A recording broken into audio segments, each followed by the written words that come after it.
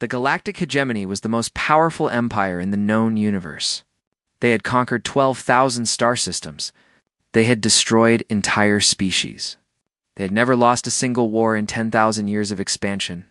Their ships darkened the skies of 100 worlds, and their Emperor Voroth, the Eternal, ruled with absolute power from his throne on the crystal world of Nexer Prime. Admiral Doan stood on the bridge of his flagship, the Conquest of Stars, and looked at the small yellow sun on his view screen. His fleet of 200 warships floated behind him, each one capable of burning cities to ash from orbit. He had conquered 37 worlds in his career. This would be his 30-8th. The planet they called Earth was small and blue and green. Doan's sensors told him it had 8 billion inhabitants. They were a young species, barely a few thousand years into their civilization. They had only recently discovered how to travel between stars. Their technology was primitive compared to the hegemony's might. This would be easy, Doan thought. This would be quick. He ordered his communications officer to send the standard message.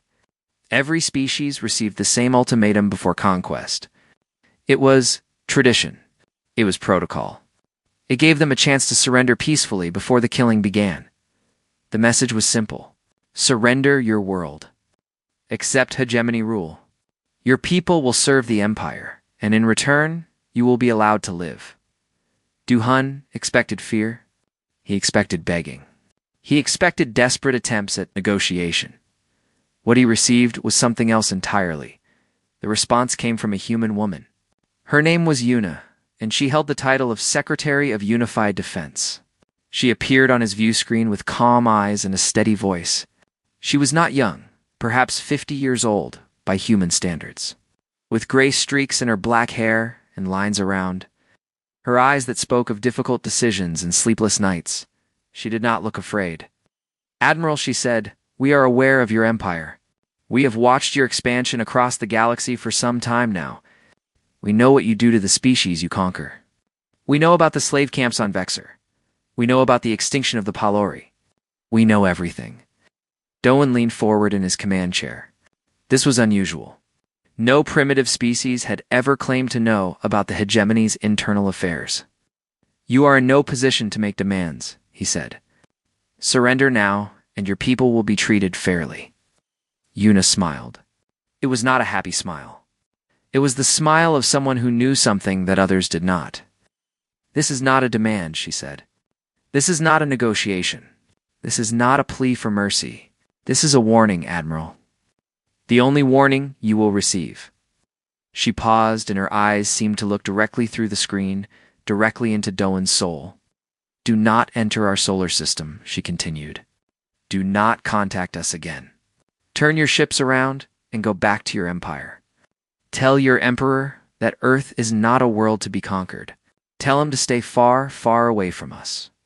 You will not receive another warning. The transmission ended. For a long moment, there was silence on the bridge.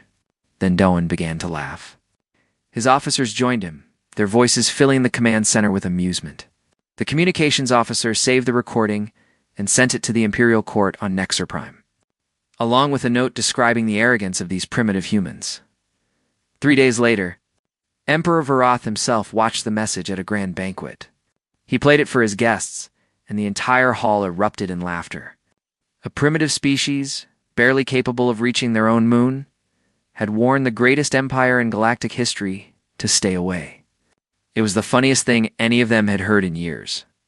The Emperor raised his glass and made a toast. To Earth, he said. May their conquest be entertaining. Back at the edge of the solar system, Admiral Dohan gave the order to advance. His 200 warships activated their engines and began moving toward the small blue planet. They expected resistance. They expected primitive weapons and desperate defenses. They expected to win easily. On Earth, Secretary Yuna watched the fleets approach from her command center deep beneath the mountains of her homeland. Beside her stood a man named Jiwoo, old and thin with gentle eyes behind simple glasses. He had been her advisor for 20 years, and before that, he had been her teacher. They did not listen, Gu said quietly. No, Yuna agreed. They never do. Not the first time. Perhaps we should have explained more. Perhaps we should have shown them, Yuna shook her head. If we had shown them what we truly are, They would have attacked anyway. Fear makes empires desperate. Fear makes them dangerous. We gave them a chance to walk away. That is more than they have ever given anyone else. She turned to face the dozens of screens that showed the approaching fleet. Each ship was marked and tracked. Each weapon was catalogued. The hegemony thought they were invading a primitive world. They had no idea what waited for them. Activate the defensive systems, Una ordered. But do not destroy them yet. Let them come closer. Let them see that we have no visible weapons, no orbital platforms, no defensive fleet. Let them think we are helpless. And then, Jiwoo asked. And then, Una said, her voice calm and cold, we will teach them why they should have listened. Far above, the hegemony fleet crossed into the outer boundaries of the solar system. Admiral Doan smiled as he watched Earth grow larger on his view screen. In a few hours, he would add another conquest to his record. In a few days, 8 billion humans would kneel before the hegemony. He had no way of knowing that he had just made the worst mistake of his life. He had no way of knowing that his fleet would never return home. He had no way of knowing that this small, quiet world at the edge of the galaxy held secrets that would change everything. The warning had been given. The warning had been ignored. And now, the consequences would begin. Admiral Doan's fleet moved through the solar system like a great dark cloud. 200 warships, each one bristling with weapons. Each one carrying thousands of soldiers ready to conquer another world. They had done this many times before. They knew exactly what to expect. But something was wrong. Captain Taiwan commanded the lead destroyer. It's a fast ship designed to scout ahead of the main fleet. He was a veteran of 15 conquests, and he had seen primitive species try everything to stop the hegemony. He had seen nuclear weapons. He had seen desperate ramming attacks. He had seen entire civilizations destroy themselves, rather than face slavery. He had never seen nothing. Earth sat in the darkness of space, blue and beautiful, and completely undefended. No warships rose to meet them. No orbital platforms powered up their weapons. No missile launches appeared on his sensors. The planet simply waited, silent and peaceful, as if the most powerful invasion fleet in galactic history was not approaching. This is wrong, Taiwan said to his bridge crew. They must have something. No species simply accepts conquest. His sensor officer, a young male named Hyunwoo, checked his readings again. Sir, I am detecting no military activity of any kind. Their communications are normal. People are going to work. Children are going to school. It is as if they do not know we are here. They know, Taiwan said quietly. They sent us that warning. They know exactly what is coming. He was about to contact Admiral Dohan when his ship's lights flickered. It was subtle at first, just a brief dimming that could have been a power fluctuation. Then it happened again. And again. Engineering Taiwan called through his communicator. Report. There was no response. Engineering, respond immediately. Silence. Taiwan felt a cold sensation in his stomach. He had survived 15 conquests by trusting his instincts. And his instincts were screaming at him that something was very, very wrong. Navigation, he ordered. Set a course back to the fleet. His navigation officer's hands moved across her console. Then she stopped. Her face went pale. Sir, she said, her voice barely a whisper. The navigation system is not responding. I am locked out. Across the bridge, other officers began reporting similar problems. Weapons offline. Communications offline. Life support fluctuating. One by one, every system on the ship was failing. Not dramatically, not explosively, but quietly, gently. As if some invisible hand was simply turning them off. "Diz in our computers," Hyunwoo said, his voice rising with panic. "Some kind of program? It is spreading through every system. I have never seen anything like it. It is learning, sir. It is learning how our technology works, and it is taking control." Taiwan grabbed his emergency communicator, simple device that worked on basic radio waves, separate from the ship's main systems. He managed to reach Admiral Doan's flagship. "Admiral," he said urgently, "we are under attack. Some kind of infiltration weapon. It is taking over our ships from the inside. You must retreat immediately." But even as he spoke, he could see on his flickering view screen that other ships in the fleet were experiencing the same problems. Lights were going dark across the formation. Ships were drifting off course. The great and terrible hegemony fleet was being dismantled without a single shot being fired. Admiral Burton tried to maintain order. He shouted commands, demanded reports, ordered his engineers to find solutions. But there was nothing to fight. The enemy was invisible, untouchable, everywhere and nowhere at once. All ships, Doan finally ordered, retreat. Emergency retreat to the edge of the system. His navigation officer entered the command. The ship's engines fired. But instead of turning away from Earth, the conquest of stars turned toward the sun. "What are you doing?" Doan screamed. "I am not doing anything," the officer replied, her hands shaking. "The ship is not responding to my commands." One by one, the ships of the Third Expansion Fleet turned toward the sun. Their engines burned at full power, accelerating them toward the blazing heart of the solar system. Some crews managed to reach escape pods. Others were not so lucky. The void of space filled with drifting wreckage and desperate distress signals that no one would answer. On Earth, Secretary Una watched the destruction unfold on her screens. She felt no joy, no satisfaction. These were living beings dying in the cold darkness of space. Even enemies deserved a moment of mourning. "How many?" she asked quietly. Giwu checked his readings. Approximately 40,000 crew members. 13 ships managed partial evacuation. The rest? He did not finish the sentence. Guardian performed as expected, Una said. It was not a question. How? Guardian always performs as expected, Giwu replied. It has had 300 years to prepare for this moment. Every hegemony computer code, every encryption system, every network protocol, Guardian learned them all. The moment their ships entered our solar system, they were already dead. They simply did not know it yet. Una closed her eyes. 300 years ago, humanity had created Guardian, an artificial intelligence designed to protect Earth from any threat. They had kept it secret from the galaxy, hidden it behind a mask of primitive technology and harmless appearance. They had watched the hegemony conquer world after world, and they had prepared. Now the preparation was complete. The mask had slipped just a little. The hegemony will send more ships, Una said. They will not accept this defeat. No, Giwu agreed. They will not. And when they come again, they will come with everything they have. Una opened her eyes and looked at the screens, showing the burning wreckage of the invasion fleet. Then we will be ready, she said. We gave them a warning. We gave them a chance. Whatever comes next is their choice, not ours. Far away, on Nexar Prime, Emperor Vorith received the news of his fleet's destruction. His laughter died in his throat. His amusement turned to rage. The humans had embarrassed him. They had destroyed his ships without even fighting. They had made the hegemony look weak. This could not stand. This would not stand. The Emperor called his advisors and began planning his response. The humans wanted war? He would give them war.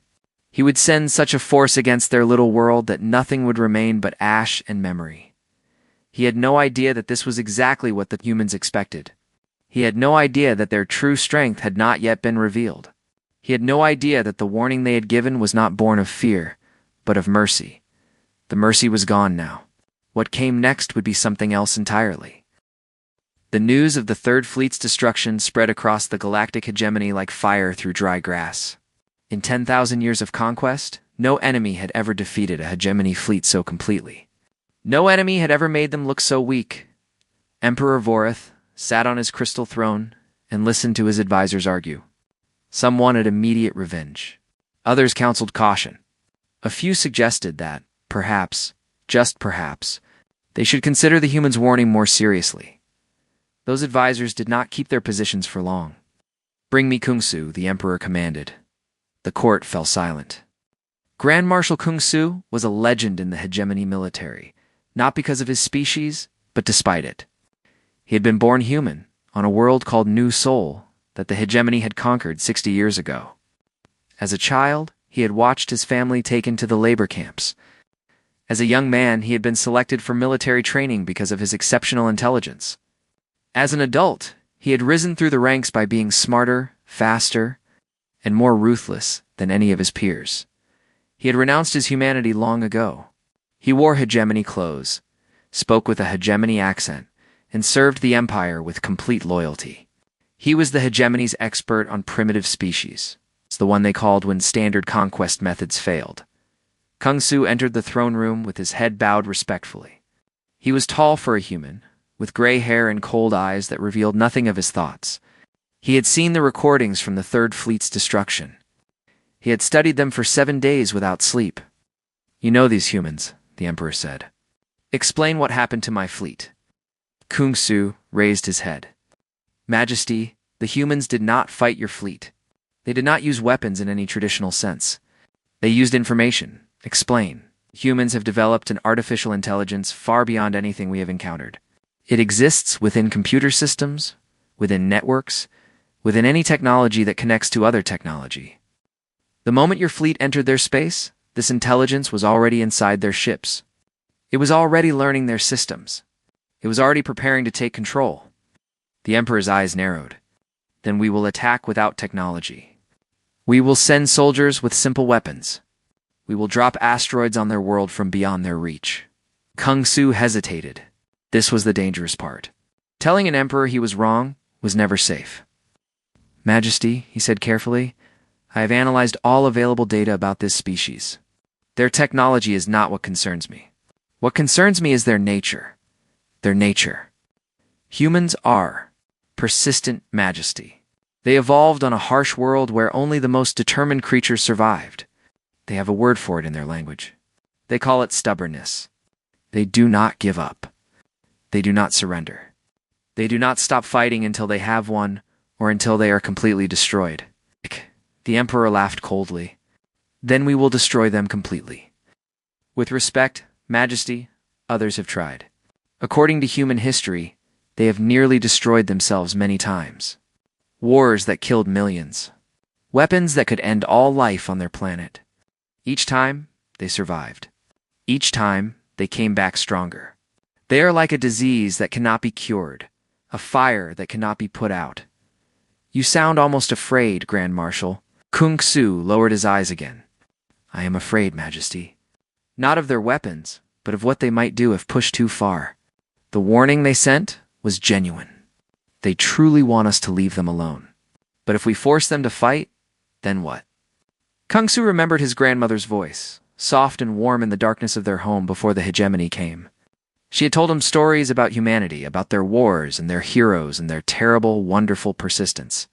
She had told him that humans were not the strongest species on their world. They were not the fastest or the deadliest, but they had conquered their planet anyway because they never, ever stopped. "Then they will not stop until they have destroyed everything we have built," Kung Su said. "Every ship. Every world. Every trace of the hegemony across the galaxy. They will hunt us for generations if they have to. That is what humans do." The Emperor was silent for a long moment. Then he smiled, a cold and terrible smile. "Good," he said. "I have been bored with easy conquests. Assemble the extinction fleet. Every ship, every soldier, every weapon we have. We will teach these humans what it means to threaten the galactic hegemony." Kung Su bowed deeply. "As you command, Majesty." He left the throne room with his heart heavy in his chest. He had done his duty. He had warned the Emperor, but the Emperor had not listened. Just as the humans had said he would not. In his private quarters that night, Kung Su sat alone in the darkness and thought about his grandmother. She had died in the labor camps, worked to death, like so many others.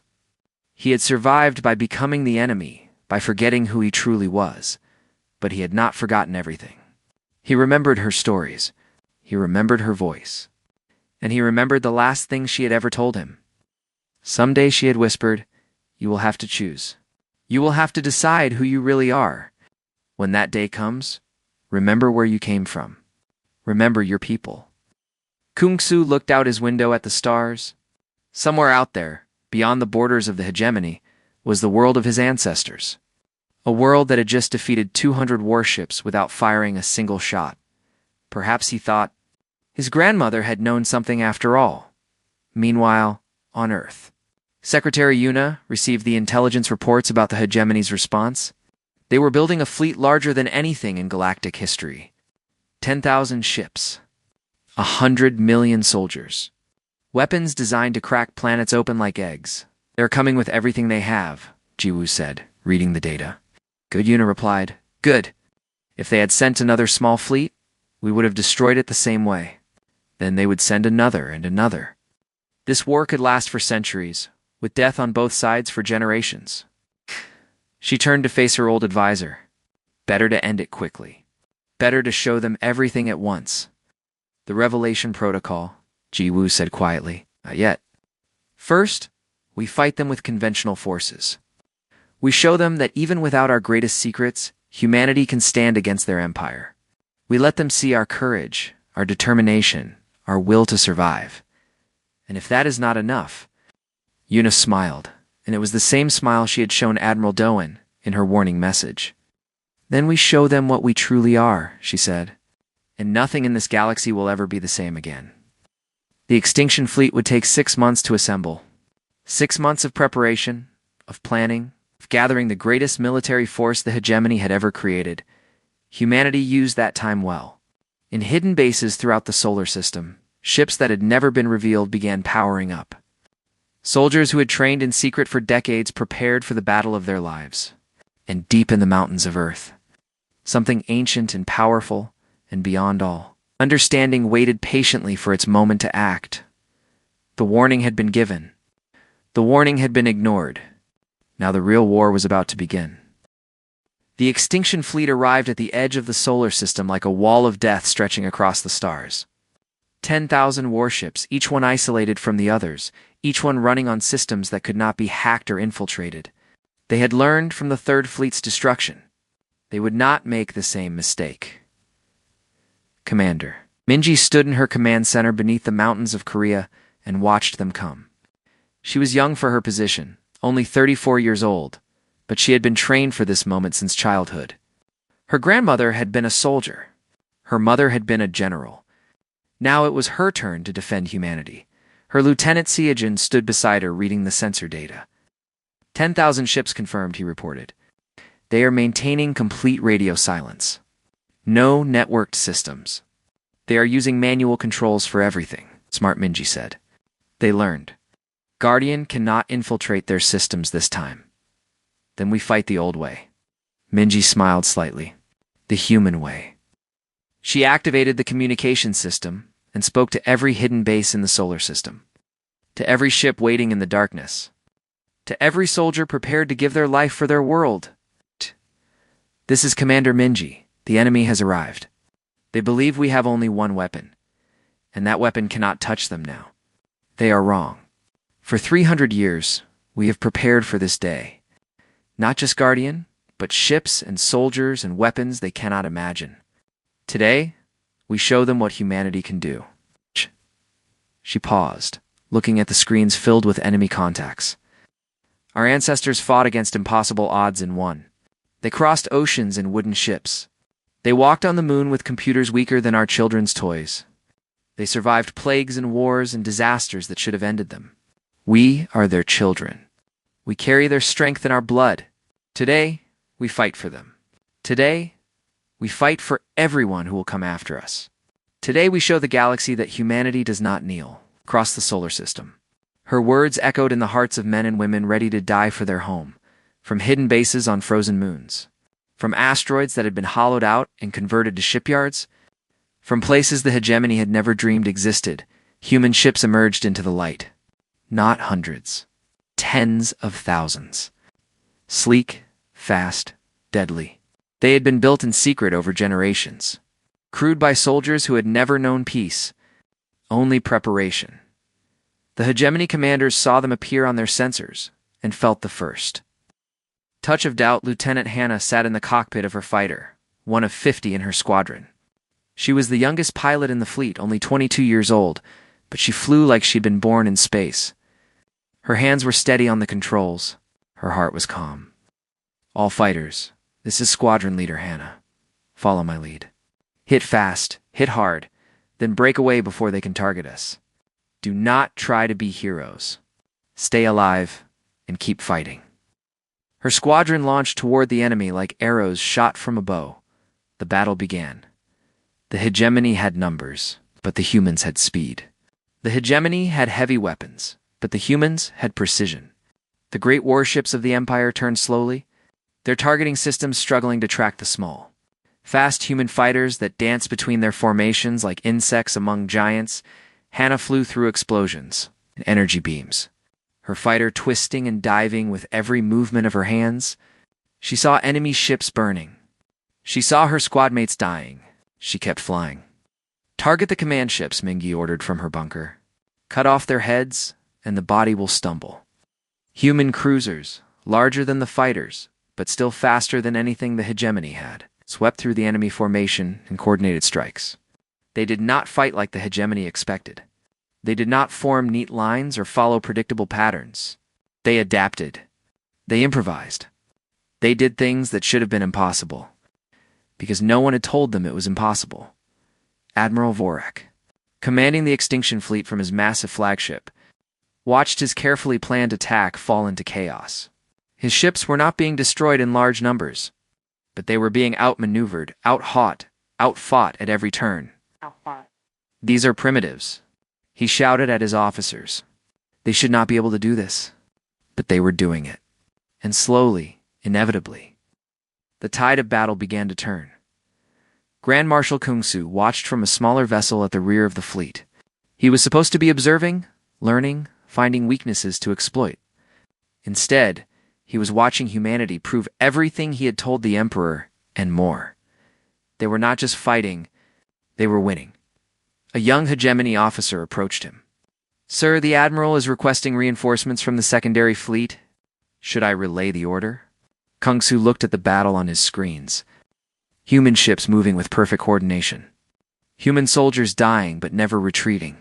Human determination that made the hegemony's best warriors look like children playing at war.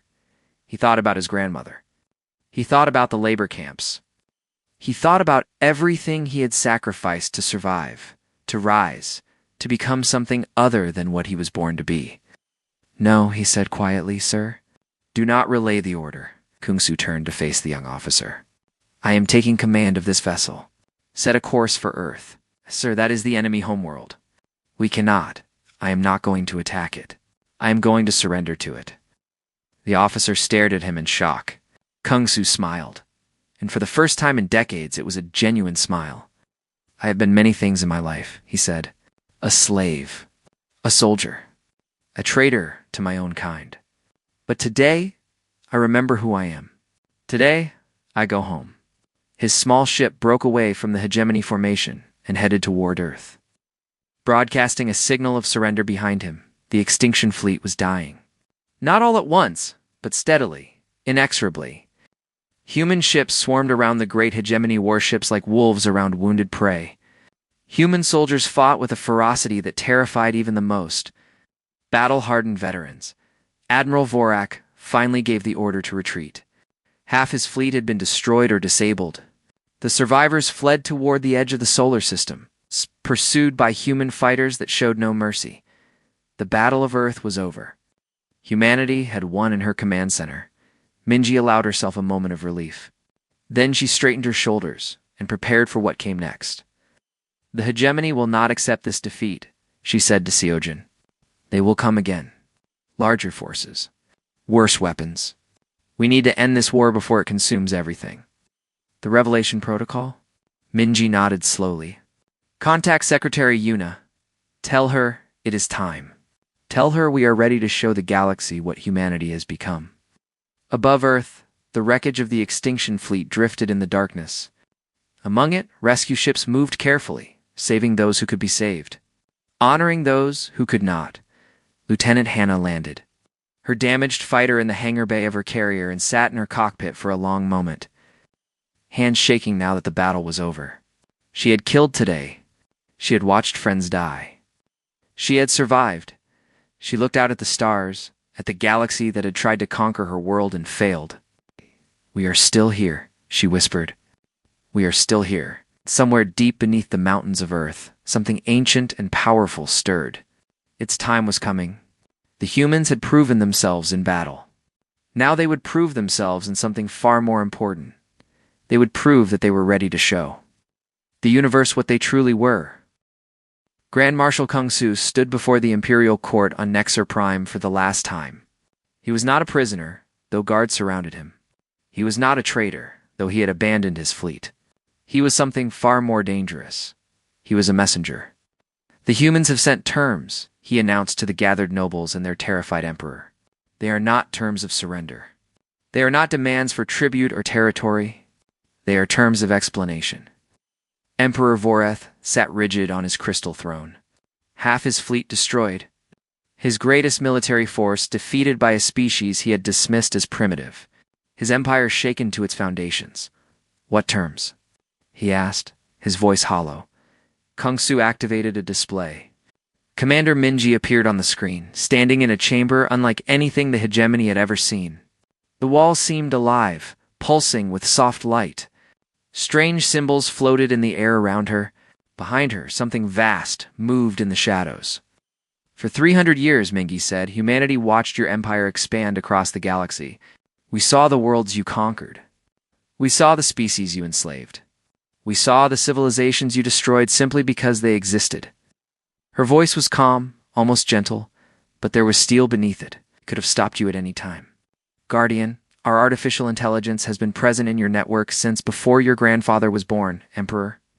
Every message you have ever sent, every secret your empire has ever kept, every plan your generals have ever made. We know it all. We have known it all for generations. Court murmured in shock and fear. 300 years. The humans had been watching them for 300 years, and they had never suspected. We did not stop you because we wanted to give you a chance, Minji continued. A chance to change. A chance to become something better than conquerors and slavers. We hoped you would evolve on your own. You did not. And when you finally came for us, we gave you a warning. A chance to walk away. You did not take it. Behind her, the thing in the shadows moved closer. The display expanded to show it fully, and the imperial court fell into stunned silence. It was a ship. But it was not a ship. It was alive, organic, miles long, and wreathed in energy that made the hegemony's greatest weapons look like children's toys. It pulsed with light that seemed to come from within, from some power source that defied all known physics. This is the Revelation Protocol, Minji said. This is what humanity has become while we watched and waited. The old man Jiwoo stepped into frame beside her. But he was not old anymore. His eyes glowed with soft blue light. His skin was traced with patterns that moved like living circuits. He smiled, and it was the smile of something that had once been human, but had become something more. We did not just build Guardian, Jiwoo said. We became Guardian. We merged with our machines, with our artificial intelligences. With technologies we developed over centuries of isolation. We are no longer a single species. We are no longer limited by flesh or blood or the boundaries of individual minds. Secretary Yuna appeared last. She was ancient now, her hair white, her face lined with a lifetime of difficult decisions. But her eyes were sharp and clear, and when she spoke, her voice carried the weight of 300 years of preparation. We warned you to stay away, Yuna said, not because we feared you. We warned you because we knew that once you saw what we truly were, everything would change. Your empire, your beliefs, your understanding of what life can become. She paused, letting her words sink in. The warning was a kindness, a chance for you to continue as you were ignorant and content. You chose war instead. Now you must live with the knowledge of what exists on the edge of your galaxy. The transmission flickered, and Minji spoke again. We do not want your worlds or your resources or your submission. We want something far more difficult. We want you to change. Emperor Voroth found his voice at last. What do you want us to do? Free the species you have enslaved, Minji said. End the conquests. Allow the worlds you have taken to govern themselves. Become partners instead of masters. Become builders instead of destroyers. And if we refuse, Minji's expression did not change. Then we will do what we should have done 300 years ago. We will dismantle your empire piece by piece, system by system, world by world. Not with violence, but with truth. We will show every enslaved species what we have shown you today. We will give them hope. We will give them the knowledge that they are not alone, that somewhere in the galaxy There is a species that fought back and won. She leaned forward slightly. You have seen what we can do in battle. Imagine what we can do with information. Imagine revolutions on every world you have conquered. Imagine your soldiers refusing to fight. Imagine your own people questioning everything they have been taught. The Emperor's face was pale. He understood. For the first time in his life, he truly understood what he was facing. How long do we have to decide? He asked. You have already decided, Kung Su said quietly. All eyes turned to him. He stood straight and tall, no longer bowing, no longer hiding who he truly was. You decided when you sent the extinction fleet. You decided when you ignored the warning. The only question now is whether you will accept the consequences or fight against them. And we both know how that fight would end. Emperor Vorith sat in silence for a long time. His court waited. The galaxy waited. History itself seemed to hold its breath. Finally, the Emperor spoke. What would you have us do first? 500 years later, the galactic hegemony no longer existed. Not because humanity had destroyed it, but because it had transformed into something new. The species that had once been slaves were now free. The wars of conquest had become stories told to children. Warnings about the dangers of empire and the price of cruelty. Admiral Somi, great-great-granddaughter of Commander Mingi, stood on the bridge of her diplomatic vessel as it approached the old imperial homeworld. She was the first human to visit this world openly, not as a conqueror or a threat, but as a friend. The descendants of the old empire gathered to meet her. They were curious, nervous, hopeful. They had heard the stories about humanity. They had heard about the warning, the battle, the revelation. They wanted to understand how one small species from one small world had changed everything. How did you do it? They asked her. How did you become what you are? Somi thought about all the history she carried. The wars that had nearly destroyed humanity. The plagues that had killed millions. The moments when her ancestors had stood at the edge of extinction and somehow found the strength to keep going. She thought about Yuna, who had given the warning. About Jiwoo, who had created Guardian. About Minji, who had led the battle. About Hannah, who had flown through fire and survived. About Kung Su, who had remembered who he truly was. She thought about her grandmother's stories, passed down through generations. Stories about a species that refused to give up, refused to surrender, refused to stop hoping for something better. We survived, Somi said simply. That is what humans do. We survive, we adapt. We learn, we grow. We make terrible mistakes, and then we find ways to fix them. We fall down, and we get back up. We face impossible odds, and we keep fighting anyway. She smiled at the gathered aliens. These children of a fallen empire now learning to walk a new path. We're not special because of our technology, or our intelligence, or our strength.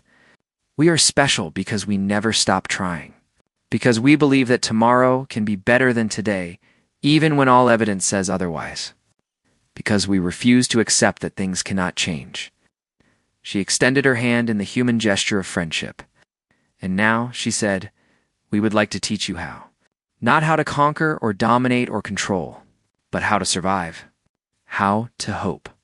How to become something better than you were before. One by one, they reached out and took her hand, and across the galaxy. In a million different worlds, the lesson of humanity spread.